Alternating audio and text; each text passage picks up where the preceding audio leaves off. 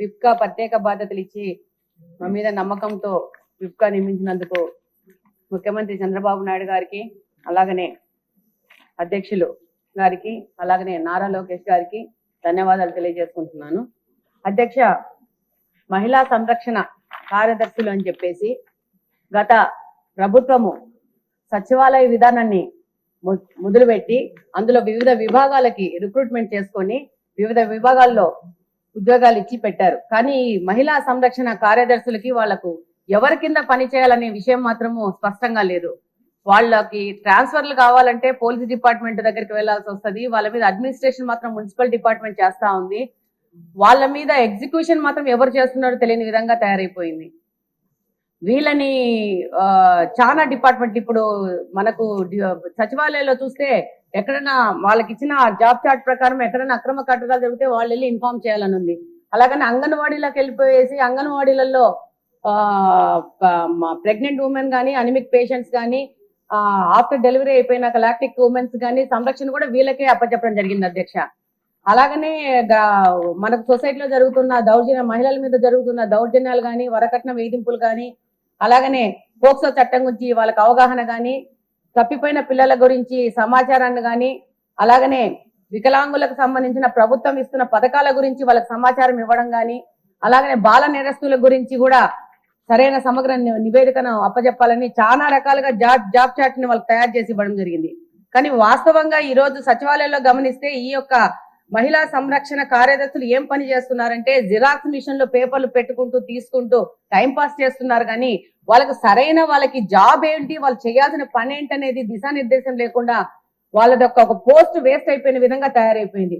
ఇప్పుడు మంచి ప్రభుత్వం, తెలుగుదేశం ప్రభుత్వం, కూటమి ప్రభుత్వం వచ్చింది. ఈ యొక్క సచివాలయ ప్రక్షాళన అనేది చేయాల్సిన అవసరం ఎంతగానో ఉంది. వీళ్ళ డ్యూటీస్ అనేసి ఒకసారి ప్రభుత్వం ఆలోచించి వాళ్ళకి సరైన దిశానిర్దేశం ఇవ్వాల్సిన అవసరం ఉంది. దాన్ని అధ్యక్ష, నమస్కారం అధ్యక్ష.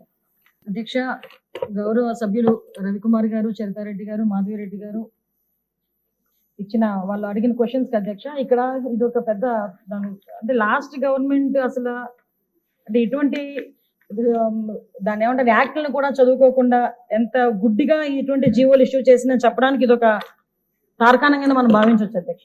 ఎందుకంటే యాక్చువల్ గా వీళ్ళని మహిళా లేదా గ్రామ వార్డు మహిళా సంరక్షణ కార్యదర్శుల కింద ఇందాక సభ్యులు చెప్పినట్టుగా జీవో నెంబర్ MS నెంబర్ 129 ప్రకారం 2019లో వీళ్ళు నియమించడం జరిగింది అధ్యక్ష. ఓవరాల్ గా చూస్తే అధ్యక్ష వీళ్ళు 15,000 మంది రిక్రూట్మెంట్ చేస్తే అధ్యక్ష దగ్గర 13,815 మంది ఈ రోజు కార్యదర్శుల కింద మహిళా సంరక్షణ కార్యదర్శుల కింద పనిచేసే పరిస్థితి ఉంది అధ్యక్ష. అందులో సుమారుగా 1,189 ఆటోమేటిక్ ఇంకా ఖాళీలు ఉన్నాయి అధ్యక్ష. అయితే 13,815 మందికి అధ్యక్ష 2021కి వచ్చేసరికి మళ్ళీ జీవో నెంబర్ 60 ప్రకారం చేసుకుని వాళ్ళని ఒక మహిళా రక్షణ కార్యదర్శుల కింద వార్డు లేక గ్రామ మహిళా రక్షణ కార్యదర్శుల కింద మార్చి వాళ్ళకి ఒక సెపరేట్ జాబ్ చార్ట్ ఇచ్చారు అధ్యక్ష.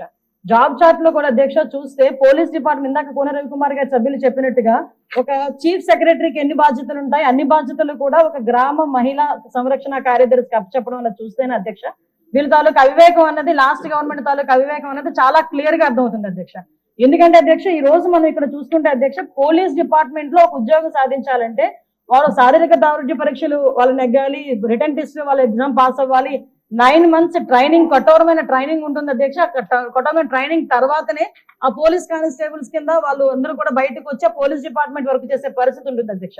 కానీ వీళ్ళని మహిళా రక్షణ కార్యదర్శి కింద ఏర్పాటు చేసిన తర్వాత కేవలం 2 వారాలు వాళ్ళకి ట్రైనింగ్ ఇచ్చి, ఒకటేమో ఒక వారం పోలీస్ డిపార్ట్మెంట్ వాళ్ళు, ఇంకొక వారం ICDS డిపార్ట్మెంట్ వాళ్ళు ట్రైనింగ్ ఇచ్చి ఓవరాల్ చెప్పాలంటే వీళ్ళు గ్రామాల మీద వదిలేశారు అధ్యక్ష. వాళ్ళు పంపించిన తర్వాత కూడా వాళ్ళకి ఇష్టాలు కూడా గ్రహించకుండా పోలీస్ డ్రెస్ కూడా వాళ్ళకి వేయటానికి ఇంచుమించుగా పోలీస్ యూనిఫామ్ కూడా వాళ్ళకి వేయాలి అని చెప్పి వాళ్ళు రిస్ట్రిక్ట్ చేస్తే వాళ్ళు కూడా దానికి భయపడి బాధపడి చాలా మంది కోర్టులకు వెళ్ళిన సందర్భాలు కూడా ఉన్నాయి అధ్యక్ష. ఈ రోజు కోర్టులో దగ్గర 7 రిట్ పిటిషన్లు మహిళా కార్యదర్శికి సంబంధించి ఒక అవగాహన లేకుండా డబ్బులు ఇచ్చుకుని పెట్టుకున్నాడు కదా, ఆ మేధావులందరూ కలిపి ఆల్రెడీ 12,000 మంది వీళ్ళు పనిచేస్తున్నారు కదా, వీళ్ళని వాళ్ళు పోలీసుల కింద కన్వర్ట్ చేసేస్తే వాటిని తగ్గించి వచ్చని ఒక ఉచిత సలహా పడేశారు అధ్యక్ష. దానికి వెనకాతలు ఒక పోలీస్ డిపార్ట్మెంట్ మీద ఒక అవగాహన, పోలీస్ రిక్రూట్మెంట్ మీద ఒక అవగాహన, వాళ్ళ తాలూకా జాబ్ చార్ట్ మీద ఒక అవగాహన ఉండుంటే ఇలాంటి పని చేసి ఉండేవారు కాదు అధ్యక్ష. ఈ రోజు వీళ్ళ పరిస్థితి ఏమైపోయిందంటే వీళ్ళు వెళ్ళి రిపోర్ట్ చేయాల్సింది గ్రామ సెక్రటరీకి రిపోర్ట్ చేయాలి. వీళ్ళ అడ్మినిస్ట్రేటివ్ పవర్స్ ఎక్కడ ఉంటాయంటే పోలీస్ డిపార్ట్మెంట్ దగ్గర ఉంటాయి. వీళ్ళకి జీతం ఇచ్చేదేమో ఎంపీడీఓ, లీవ్ ఇచ్చేదేమో ఎంపీడీఓ, మళ్ళా తిరిగి ఒకవేళ ట్రాన్స్ఫర్ అవ్వాలంటే డిపార్ట్మెంట్ కలెక్టర్ దగ్గరికి వెళ్ళాలి అధ్యక్ష. అంటే వీళ్ళకి సంబంధించి ఒక అథారిటేటివ్ ఆఫీసర్ ఒకరు కూడా లేక ఇన్ని డిపార్ట్మెంట్స్ తో పోనీ పైకి వచ్చిన తర్వాత ఏదైనా పని చేద్దామంటే వీళ్ళు తాలూకా అంటే పైచి ఎంత పెరిగిపోయిందంటే లాస్ట్ గవర్నమెంట్ కి వీళ్ళ చేతే తక్కువ జీతాలు ఇచ్చి ఎక్కువ పని చేయించుకుందామని క్రైమ్ ఆఫ్ ఎఫెన్స్ దగ్గర కూడా కాపాడడానికి కూడా వీళ్ళు తీసుకెళ్లాలంట. నాన్ బెయిలబుల్ వారెంట్లకు సంబంధించి వీళ్ళు సపోర్ట్ చేయాలంట. అక్కడికి వెళ్ళి మహిళా సంరక్షణ కార్యదర్శుల కింద, మహిళా రక్షణ కార్యదర్శుల కింద అక్కడ ఉన్న అవగాహన కల్పించడం, లేకపోతే ఐసిడిఎస్ సంబంధించి ఏదైనా మిడ్ డే మీల్స్ చూడడం అంతవరకు ఓకే. ఆఖరికి పోలీస్ డిపార్ట్మెంట్ కి వాళ్ళ ఇన్వెస్టిగేషన్ లోని కూడా వీళ్ళు హెల్ప్ తీసుకొని చేసుకునే పరిస్థితి కనిపించింది. లాస్ట్ గవర్నమెంట్ లో చాలా మంది మాతోనే మొరపెట్టుకున్నారు అధ్యక్ష. మేము ప్రతిపక్షంలో ఉండేటప్పుడు పోరాటాలు చేసేటప్పుడు మాకు సెక్యూరిటీ కింద మమ్మల్ని ఆపడానికి, సెక్యూరిటీ కూడా కాదు మమ్మల్ని ఆపడానికి ఈ మహిళా కానిస్టేబుల్ తో పాటు మహిళా పోలీసులు కూడా పంపించేవారు. మేము అడిగేవాళ్ళం మీరెవరమ్మా, మహిళా పోలీసా మహిళా కానిస్టేబుల్ అంటే మహిళా పోలీస్ అండి అని. ఇందులో విషయం ఏంటంటే అధ్యక్ష చాలా మంది ఏస్ అయిపోయిన వాళ్ళు ఉన్నారు.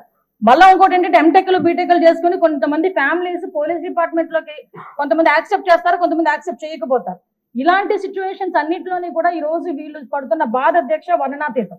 ఇంకొకటి ఇందులో కొసమెరుపు ఏంటంటే ఎన్నో సంవత్సరాల కానిస్టేబుల్ కింద చేస్తే హెడ్ కానిస్టేబుల్ ప్రమోషన్ వస్తుంది. హెడ్ కానిస్టేబుల్ దగ్గర నుంచి ఒక ఏఎస్ఐ, ఎస్ఐ, సిఏ ర్యాంక్ వరకు వెళ్తారు. వీళ్ళు ఎటువంటి రిక్రూట్మెంట్ లేదు, ఎటువంటి శారీరక దృఢ పరీక్షలు లేవు, ఎటువంటి రిటర్న్ టెస్టులు లేవు, ఎటువంటి ట్రైనింగ్స్ లేవు. వీళ్ళకి కూడా మహిళా పోలీస్ దగ్గర నుంచి అప్ టు ఇన్స్పెక్టర్ వరకు కూడా వీళ్ళకి కూడా ఒక ప్రమోషన్ జాబ్ చార్ట్ ఇచ్చేసి ఒక జీవో కూడా రిలీజ్ చేశారు అధ్యక్ష. అంటే వీళ్ళు ఎంత అంటే అవగాహన లేదు. అప్పుడు మనందరూ అనుకునే వాళ్ళం తొగ్లక్ పరిపాలన అంటే దానికి ఇది ప్రత్యేక సాక్ష్యం కింద మనం ఈ మహిళా రక్షణ కార్యదర్శుల గురించి చూడాలంటే ఇది మనం చెప్పుకోవచ్చు అధ్యక్ష. ఇన్ని రకాలుగా వీళ్ళు చేసిన అధ్యక్ష. వీళ్ళకి ఏంటంటే అధ్యక్ష ఎస్కార్ డ్యూటీలు, బందోబస్తు డ్యూటీలు, వాళ్ళు అక్కడికి వచ్చి ఏడ్చేవారు అధ్యక్ష. ప్రస్తుతం చాలా మంది మేము వచ్చిన తర్వాత కూడా ఇప్పుడు ఈ విషయంలోనే గౌరవ సభ్యులందరూ కూడా చెప్పడం జరిగింది. వీళ్ళు పోలీస్ డిపార్ట్మెంట్ కి సంబంధించిన వాళ్ళ కింద ఉంచాలా, లేకపోతే ఐసిడిఎస్ లో మనం పంపించుకోవాలా, వేరే ఎవరికైనా ఏదైనా జాబ్ చార్ట్ ఇచ్చి సపరేట్ గా వీళ్ళు ఏదైనా మనం చేయాలా అనేది ఆలోచన చేసుకోవడానికి ఒక సుదీర్ఘమైన చర్చ అయితే జరగాలి అధ్యక్ష. మేము చర్చిస్తాం అధ్యక్ష. నా అప్పీల్ ఏంటంటే ఇక్కడ గౌరవ సభ్యులందరూ ఉన్నారు, గౌరవ సభ్యులందరూ కూడా ఈ విషయంలోనే మనందరికీ కూడా అవగాహన ఉంది. ఈ గౌరవ సభ్యులందరూ కూడా ఈ విషయంలో ఈ మహిళా కార్యదర్శుల విషయంలో మనం ఏం చేస్తే వాళ్ళ సేవలు వినియోగించుకునేటట్టుగా ఉంటుందో గౌరవ సభ్యులు ఎవరైనా లిఖితపూర్వకంగా మాకు సూచనలు సలహాలు ఇచ్చినా దాన్ని బేస్ చేసుకొని అదేవిధంగా మనం డిపార్ట్మెంట్ వాళ్ళతో కూడా చర్చించి దీని మీద నిర్ణయం తీసుకొని యాజ్ ఎర్లీ యాజ్ పాసిబుల్ మహిళా కార్యదర్శులకి వాళ్ళకి ఒక మహిళా సంరక్షణ కార్యదర్శులకి ఒక జాబ్ చార్ట్ ఇస్తామని చెప్పి సభ ద్వారా మీ ద్వారా సభకు తెలియజేసుకుంటున్నాను అధ్యక్ష.